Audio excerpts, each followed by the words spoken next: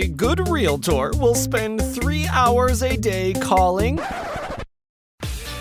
This is not your typical boring real estate show.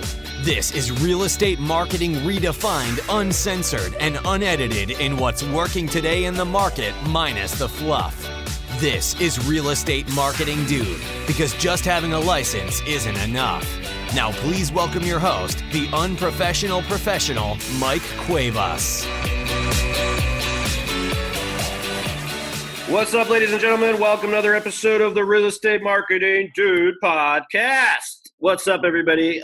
We got a good show today for you on a topic that I'm absolutely horrible at personally in business, but it's really important to running a business. It's actually the number one reason why I got business partners involved in my business is because I'm really bad at determining and calculating numbers of return on investments.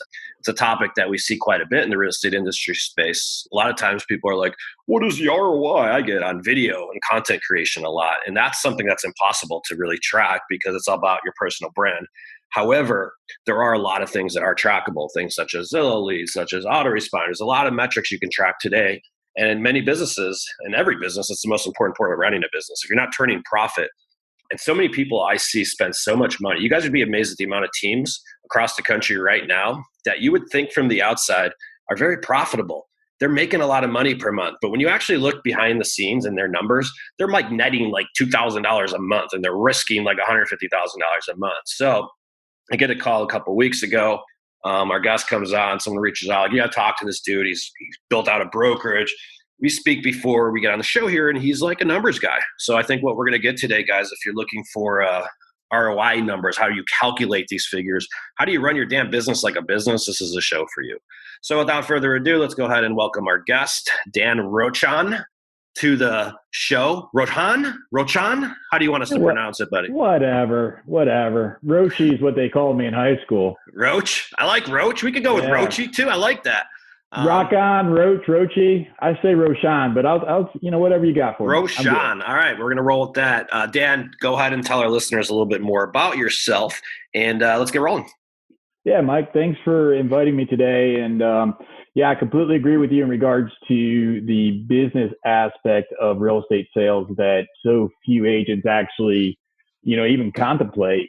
But a little bit about myself, I've been selling real estate since 2007.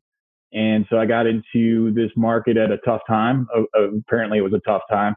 And, first 6 months or so, I really struggled. And before I was a waiter in a really high-end restaurant in Washington, D.C. And I wanted to be a business owner. I wanted to be an entrepreneur. I just didn't see the way. And then I found this real estate sales thing and I saw it as a business opportunity. And like I said, I struggled the first 6 months. Talked to my broker. She's encouraged me, go. And I'm like, look, Karen, I'm about to pay my mortgage on my credit card. Seriously, like this isn't cool, right? Yeah. And so she encouraged me. And then about a year after that conversation, I was able to buy the brokerage that I worked for. And I owned that for 10 years and I sold it a year and a half ago. And then the last 13 months, I've been writing a book, just finished writing that. That's for real estate agents. And so, that's a little bit of a brief bio of me. That's where I've been. And today, thanks. Today I just help out, buyers and sellers. So how many guys out there listening are like, hey, well, I'd like to someday actually own this office instead of work for someone. This dude did it in 12 months. What is the key to making that happen? What did you realize first? Because you're right. The first 6 months of every agent's business, most people fall out, fail. There are two reasons I see. They're either taught the wrong things or they're surrounded by the wrong people. What did you do? What did you find out? Yeah. So 87% of agents, as we know, are going to fail. And either I would add on there the wrong mindset or the wrong expectations as well in regards to why they would fail. And I think so many people get involved in our business that really, truly don't treat it like a business. Mm-hmm. And understanding that, if you're looking at a business, there's going to be a foundation and then you build on top of that. So the foundation of any business is going to be lead generation. And then on top of the lead generation, it's going to be organization building. And then on top of organization building, it's going to be leadership. The biggest challenge that even really good salespeople have in running a business is that they can be really good at the lead generation piece and they can be really good at the leadership piece and really suck at the organization building piece, which is, quite frankly, that's been, my challenge. And I've learned through the years on how to become better at that, but it's just understanding Well, first, I think you just have to understand where you want to go, because if you don't have a clear vision, a clear picture of where you want to go, you're going to get wherever you go, so that was, I think, the basis of the start of it. It is. A lot of people come in, you probably know this as a broker owner, but yeah. And I sold my brokerage, by the way. So, yeah. Well, a lot of agents think they're working a job, and it's not true. You got to approach it as a business. So with any business, it comes down to the numbers. So let's get into that. Talk to me about the numbers. And you guys today, you basically essentially help agents determine positive ROIs in their business based upon expenses in, expenses out, right? So we're just doing common sense numbers. I suck at this, okay? I hate this because I hate numbers. I'm way too high D. I'm already fucking on to the next. Like, I'm already way down the block, right? So where do you start with this, and what do you do? Like, walk me through typically why people fall. Because we overspend, let's be honest. A lot of us have wishful marketing. Yeah, it's, I'm going to talk at like a high level, just to, I'm not going to get deep in the weeds, right? But sure. Just from a perspective, there's a couple basic things as a real estate agent you should do. Number one, set up a business account. Number two, pay yourself a salary. And number three would be hire a bookkeeper, right? Like, those are the basics of a real estate agent before we even get, deep in the weeds in regards to, how to spend the money, how to track it, that type of thing. But then, you do want to make sure that you're planning your business, right? And so we take, so you've got a couple, you can, take a shot in the dark at that. You can look at models and say, okay, well, here's the models of people that have gone before me. And then what have they spent? What do their businesses look like? And you're completely right, Mike. I mean, there's so many people that are making millions of dollars gross, $2,000 a month net, right? Yeah. And that's just a stupid business model, right? Because the risk that you take, I mean, it's just like, I want to make millions of dollars, and, we're on our way for that, but I want to net. It's more about what you net. Your profit is really ultimately what matters. So you first, you got to plan for it. You have to say, okay, here's where I want to go. Then you have to, model it, right? And so for us, I'll give you an example. So, like, let's talk like at marketing, for example.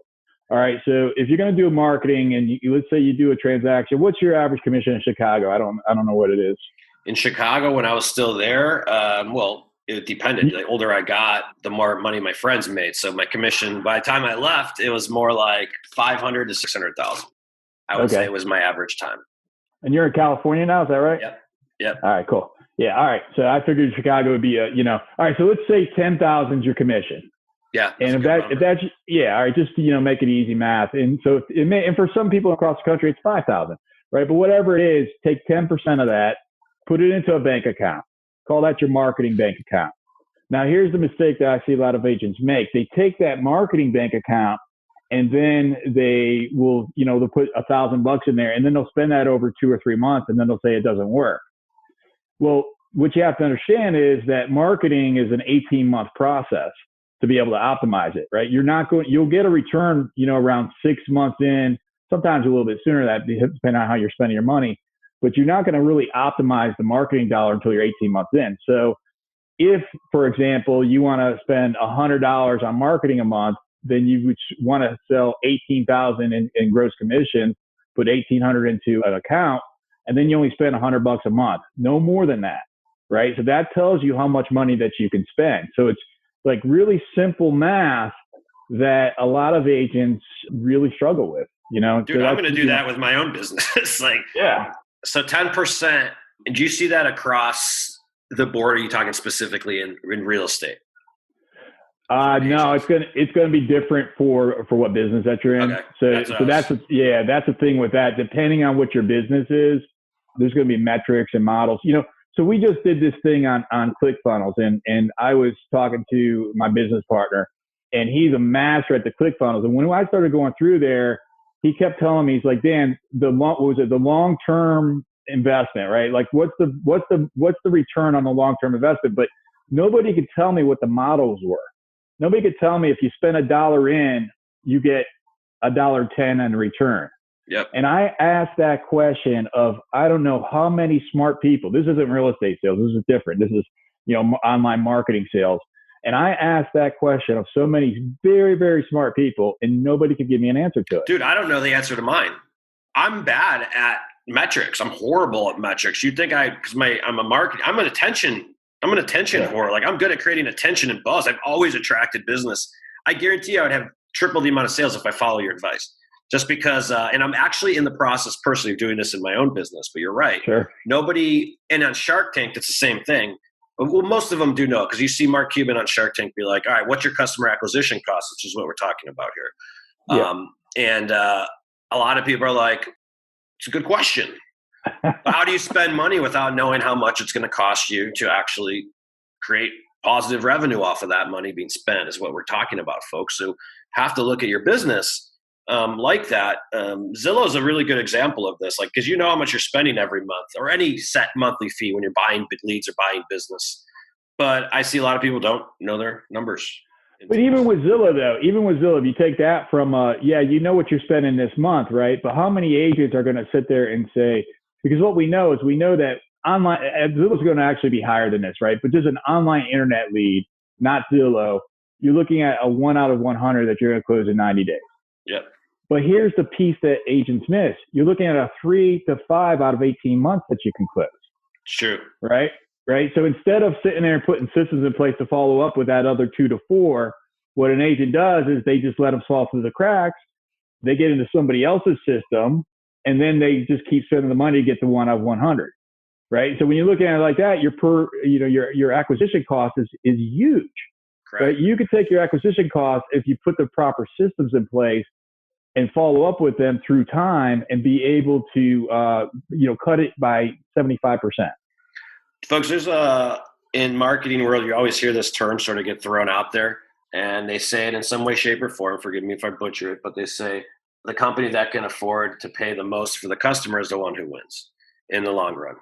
And it makes a lot of sense, because once you have them, and it's retention.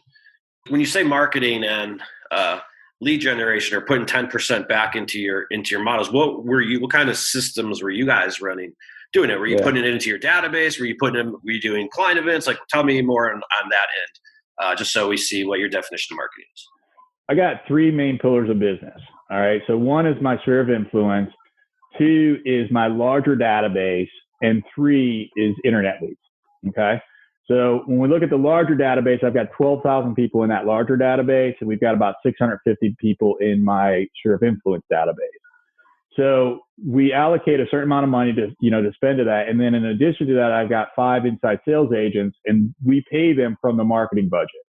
Now, to be able to make that work, our inside sales agents are in the Philippines, where it would cost me for 5 inside sales agents in the Philippines, where they're making a really, really great wage.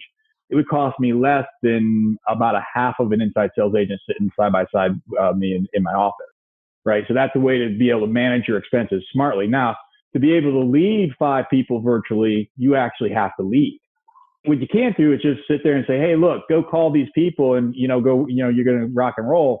That ain't going to work. You have to teach them what to do. You have to have them on the video. Like my people right now, they're on the video. And if I wasn't on this video, I could be on with them, watching them work and working with them side by side with them. Right.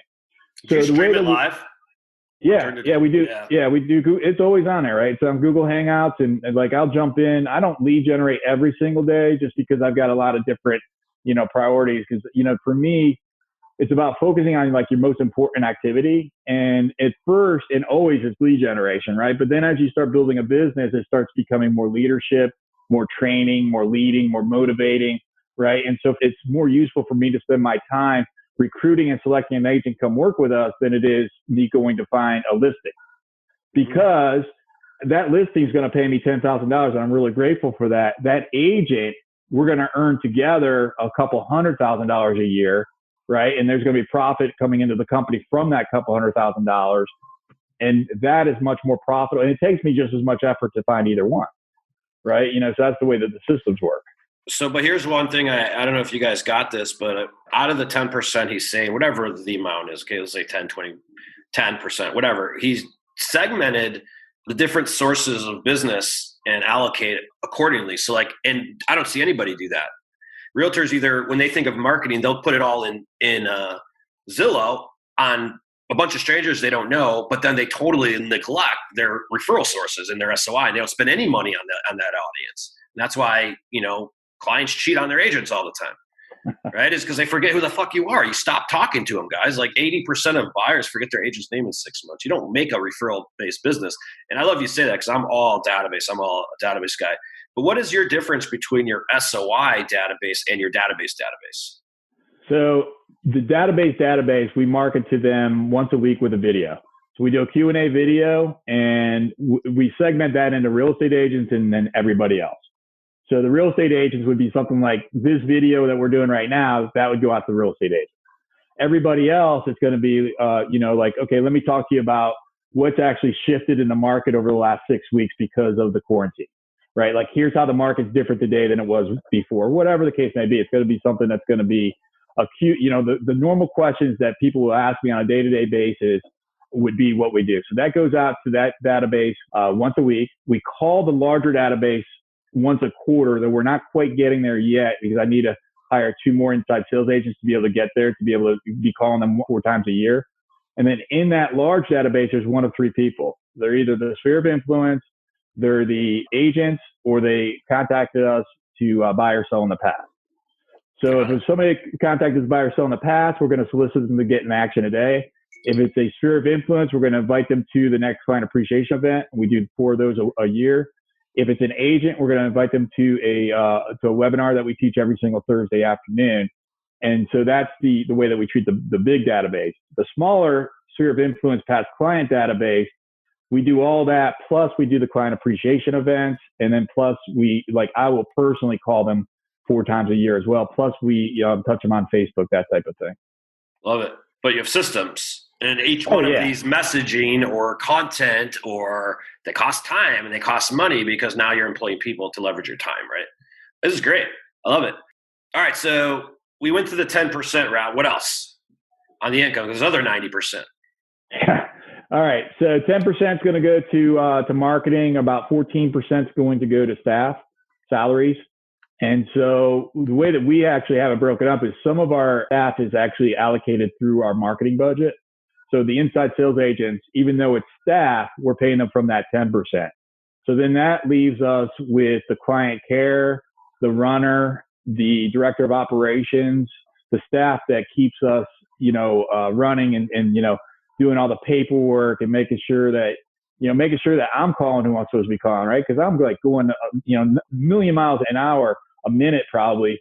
And so they got to be like, Dan, call this person. Dan, call this person, right? And so that staff right there is about 14% of the budget. And then just other stuff is about another 5 to 6%. And then the agents, right now I have 2 agents on my team and we have a staff of 14, believe it or not. And so the agents take up about 33%, which leaves us with about a 38% profit. Got it. Somewhere in that ballpark. So let me walk these numbers through for individual agents who may be listening now, or individual lender per se.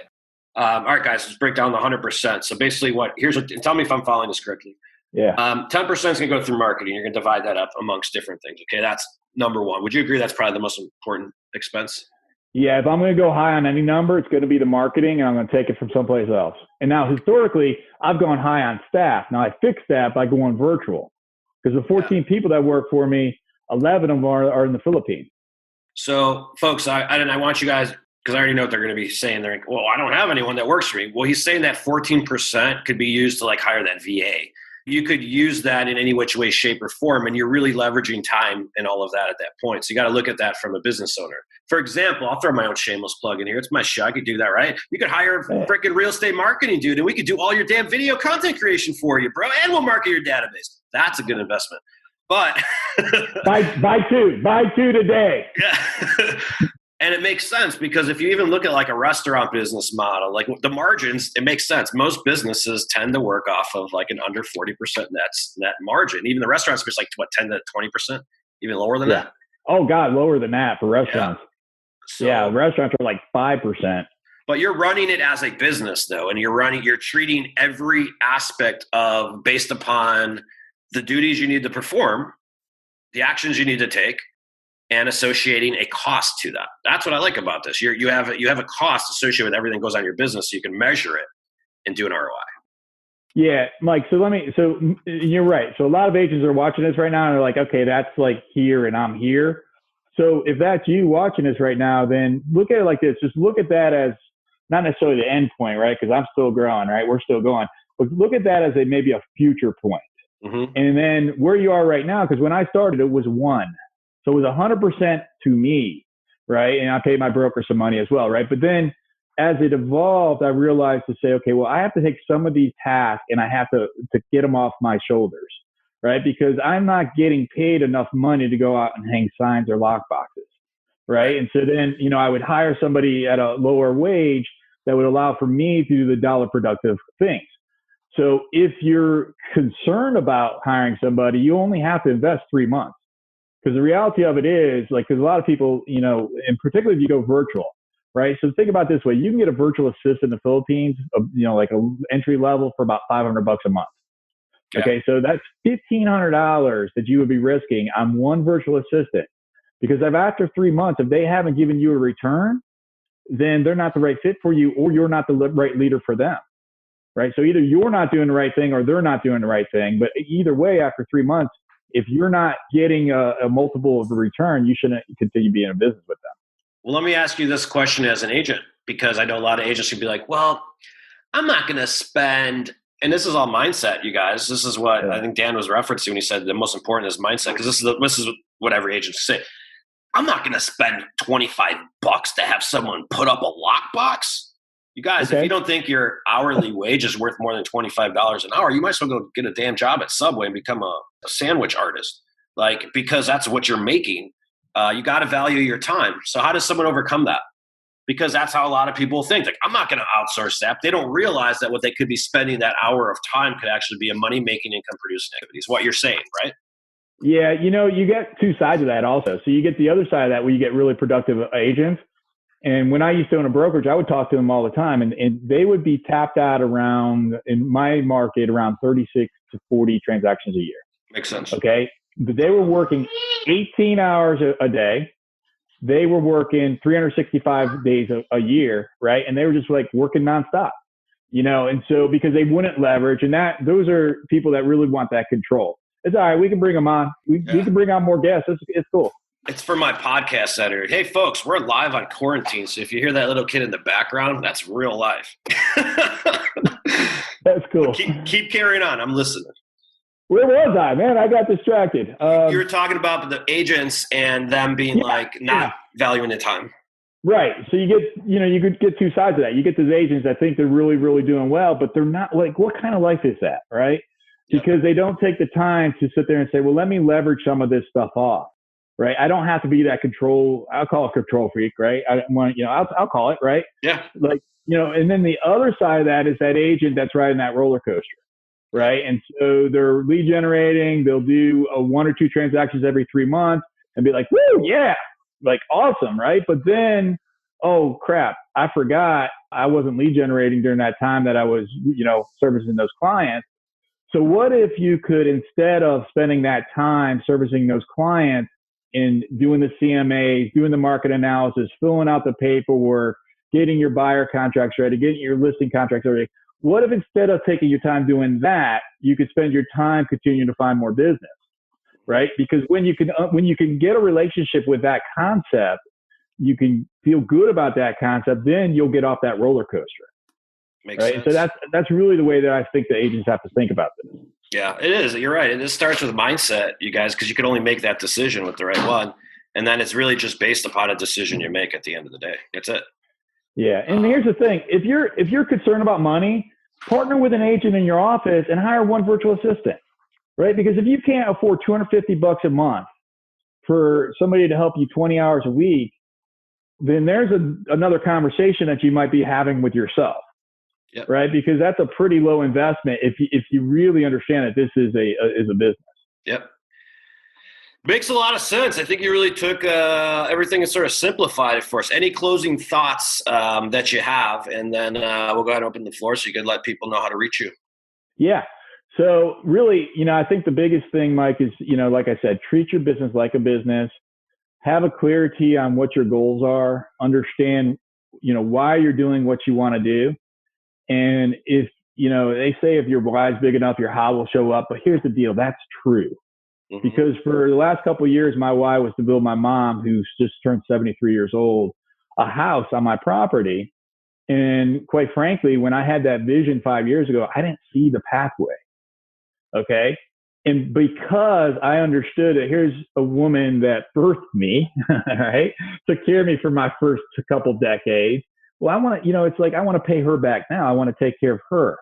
And so when I first had that idea, probably about 5 years ago, I had no idea how I'm going to afford a second home to be able to build my mom that house. And I was able to do it, right? Because that was my why. That's why I did business. That's why I woke up every single morning, right? Today, my why is different because I've knocked that one out. And so it's just understanding why, and your why doesn't have to be that big either. It could be just simply to be a good dad, a good husband, to provide for your family. It could be a good wife, a good spouse, a good person, whatever it is that, to have significance, whatever it is that's important to you, just have a clarity on why you're doing what you're doing. And once you have that clarity, then take action, right? And, that's just, that would be my advice to you. Awesome. Good advice, dude. Great show. Dan, why don't you go ahead and let our listeners know how to follow you, how to visit your site, check out some of your stuff, and then we'll get this wrapped up. Cool. So you can always find me online. I'm pretty easy to find on the social medias. Dan Rochon, or as Mike says, I don't know, Rochon. Was that what we said? He's called it Dan Roach. We did Rochon, Rochon, and a little bit of all. Rochon. So you can find me online, Dan Rochon. I just wrote a book, Real Estate Evolution. This is the 10-step guide to CPI, consistent and predictable income for real estate agents. You can find this on Amazon, on Audible, or on www.therealestateevolution.com. And I talk about 10 steps in the book to show you how you can have consistent, predictable income and get off that roller coaster. Cool. Get that book, guys. Run your business. Quit being ran by it. If you aren't approaching your business as a business, you're just another salesperson chasing a bunch of leads. And that's, if you want to work that job, that's great. But if you want to have a career, take this man's advice. And thank you for listening to another episode of the Real Estate Marketing Dude podcast. Folks, you know how to find us. It's very simple. Go ahead and leave us a review. Follow us on social, YouTube channel, subscribe. Follow us on Instagram and Facebook, The Real Estate Marketing Dude. And you know how, if you don't know what we do, video content creation done for you. I'll build your brand. I'll tell you exactly what to say, and we'll script, edit, and distribute your content for you. And if you don't want us to do that and your videographer is stuck because they don't know what the hell to create either, well, then I'll give you over all of our scripts as well, and we'll train them on how to do their damn job too. So it doesn't matter. Either way, we're going to help you get video content creation done for you in any way, shape, or form. Thanks for listening to another episode of the Real Estate Marketing Dude podcast. We appreciate you guys, and stay tuned for next week's episode. See you guys then. Bye-bye. Today's episode may be over, but we have plenty more to keep you busy. To get your complete blueprint for building out a real marketing plan for your real estate business, head over to realestatemarketingdude.com and see if you have what it takes to really become more than just a typical agent. Are you the next real estate marketing dude? Find out here next time on Real Estate Marketing Dude.